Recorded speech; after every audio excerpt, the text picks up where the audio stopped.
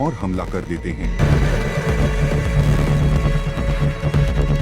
शदीद लड़ाई के बाद कत के जरिए और हान साहब को जाल में फंसाया जाए। फ्लावियस मुकाबला करता है, कई को मार देता है, लेकिन अस्सलामुअलैकुम नाज़रीन, इस किस्त के आगाज में हमें शहर बुरसा दिखाया जाता है, जहां तामीर तरक्की का काम पूरे जोरों शोर से जारी होता है। किले की दीवारों की मरम्मत की जा रही होती है, नई दीवारें तामीर हो रही होती हैं और बाजार में रवायत के मुताबिक नई दुकानें लगाई जा रही होती हैं, नई इमारतें और नई मस्जिदें तामीर की जा रही होती हैं, जबकि सफाई का काम भी मुसलसल जारी होता है। इसी दौरान हम और हान साहब को किले की बालाई मंजिल पर खड़ा देखते हैं, जो शहर की तरफ देख रहे होते हैं। कुछ देर बाद नीलोफर खातून वहाँ पहुँचती है और हान साहब गहरी सोच में मुब्तला होते हैं और नीलोफर को गले से लगा लेते हैं। नीलोफर कहती हैं कि आप कामयाब होंगे और हान साहब कहते हैं कि यह परचम एक ख्वाब की ताबीर और 1000 साला हिजरत की अलामत है और यह शहर एक अजीम रियासत की बुनियाद है। नीलोफर कहती हैं कि आपके दिल में दौड़ता घोड़ा कभी नहीं रुकेगा और मैं हमेशा आपके साथ रहूंगी, और हान साहब उनकी पेशानी चूमते हैं। फिर नीलोफर कहती हैं कि बुरसा पर कब्जा करना मगरिब की कुंजी हासिल करने के बराबर है और तैमूरताश समेत दूसरी ताकतें हम पर हसद और नफरत से हमला करेंगी, और हान साहब कहते हैं कि जो दोस्ती के लिए आएगा उसके लिए यह रियासत वतन होगी और जो दुश्मनी के लिए आएगा उसके लिए जहन्नुम। नीलोफर अस्पोटा के बारे में सवाल करती हैं और हान साहब कहते हैं कि तैमूरताश अस्पोटा के लिए भी खतरा है, इसीलिए वह वक्ती तौर पर अमन बरकरार रखेगी। इसके बाद मंजर बदलता है और हमें समंदर के किनारे करासी ओकलू के सरदार दमीर कान दिखाए जाते हैं, जो अपने सिपाहियों के साथ घात लगाए बैठे होते हैं।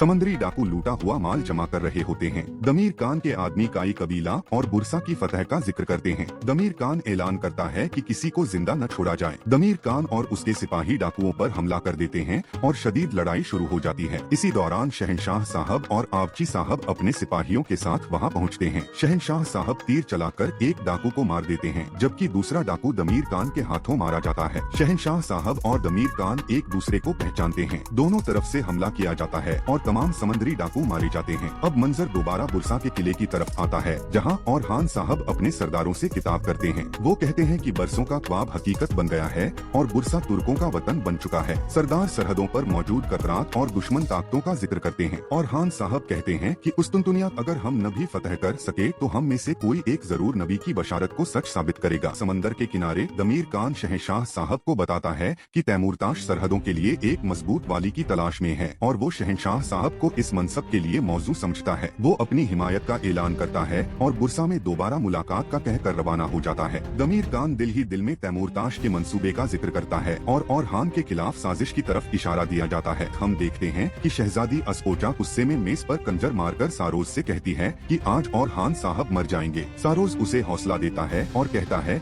कि वह खुद को साबित करेगी और अपने वालिद की लायक बेटी साबित होगी। शहजादी हुक्म देती है कि बेहतरीन फौजियों को जमा किया जाए और एक कद के जरिए और हान साहब को जाल में फंसाया जाए। वो कद सारोज को देकर वहाँ से रवाना हो जाती है। उनके जाने के बाद दफना कमरे में आती है। सारोज कहता है कि अस्पोचा तवक्को से ज्यादा दिलेर निकली, जबकि दफना कहती है कि वो बेवकूफ है और हान के साथ एक ही कब्र में जाएगी। दोनों खुश होते हैं और फ्लावियस के मारे जाने की बात करते हैं। इसके बाद मंजर बुरसा के बाजार का होता है, जहाँ पूरा बाजार खरीदो फरोख्त में मसरूफ होता है और हान साहब अपने सरदारों के साथ बाजार आते हैं। लोग उनका इस्तकबाल करते हैं और इज्जत का इजहार करते हैं। ताजिर अपने कदशात बयान करते हैं कि कहीं उन्हें मुसलमान ताजिरों के रहमो कर्म पर न छोड़ दिया जाए, और हान साहब ऐलान करते हैं कि गैर मुस्लिम ताजिरों के मामलात अखी यहिया के सुपुर्द होंगे, इंसाफ कायम रहेगा और तिजारत में बरकत आएगी। बाजार के लोग शुक्रिया अदा करते हैं। इसी दौरान कलील और हान साहब को शहजादी अस्पोचा का पैगाम देता है। पैगाम में हदबंदी के लिए उन्हें राहब की चट्टानों पर बुलाया जाता है। सरदार खबरदार करते हैं,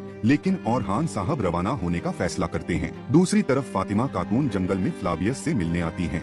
इसी दौरान फ्लावियस भी वहां पहुंचता है और दिल ही दिल में मोहब्बत के इम्तिहान का सोच रहा होता है। अचानक माबद के सिपाही चारों तरफ से फ्लावियस को घेर लेते हैं। फ्लावियस मुकाबला करता है, कई को मार देता है, लेकिन तादाद ज्यादा होने की वजह से पकड़ा जाता है, रस्सियों से बांध दिया जाता है। फातिमा खातून दूर से यह सब देखकर सख्त परेशान हो जाती हैं और अल्लाह से हिफाजत की दुआ करती हैं। इसी लम्हे हेक्टर सामने आता है, फ्लावियस को घुटनों पर बिठाकर उसकी गर्दन पर तलवार रख देता है। फ्लावियस को कैद करके ले जाया जाता है। फातिमा खातून यह सब तरफ देखकर कमान और तीर उठाती हैं और फ्लावियस के पीछे रवाना हो जाती हैं। अब मंजर दोबारा बुरसा का होता है, जहां मलहून खातून दारुश्शिफा के कयाम की बात करती हैं। यतीमों, बूढ़ों और जरूरतमंदों के लिए मदद का इंतजाम किया जाता है। राहबाएं भी इस रहमदिली पर हैरत का इजहार करती हैं। इसी दौरान दूरसून मलहून खातून से बात करता है, वफादारी का इजहार करता है और मुस्तकबिल में यहीं घर बसाने की ख्वाहिश जाहिर करता है। मलहून खातून उसे नसीहत करती हैं। इसके बाद मंजर राहब की चट्टानों पर आता है, जहां शहजादी अस्पोचा अपने बाजंतीनी सिपाहियों के साथ पहुंचती है। वह चौकस रहने का हुक्म देती है, लेकिन अचानक सिपाही ही उसके खिलाफ तलवारें तान लेते हैं। शहजादी मुजाहमत करती है, एक सिपाही को मार देती है। इसी लम्हे एक सिपाही तीर लगने से गिरता है, जो औरहान साहब ने चलाया होता है। औरहान साहब अपने सिपाहियों के साथ पहुंचते हैं और हमला कर देते हैं।